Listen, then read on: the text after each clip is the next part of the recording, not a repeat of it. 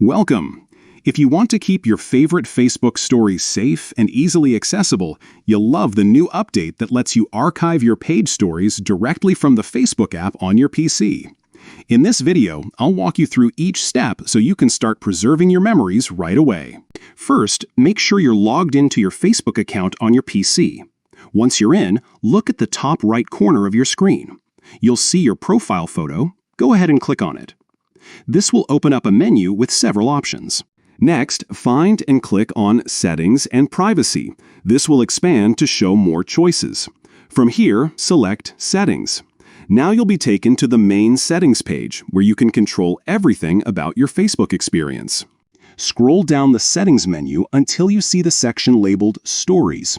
Click on it to enter the story settings. This is where you can manage how your stories appear, who can view them, and most importantly, how they're saved. Inside the story settings, look for the option that says Archiving Your Stories. This feature is designed to automatically save your stories after they disappear from your public profile. To enable it, simply toggle the switch or click the button next to Archive Your Stories. Once it's turned on, every story you post will be saved privately to your archive, and only you can see them unless you choose to share them again.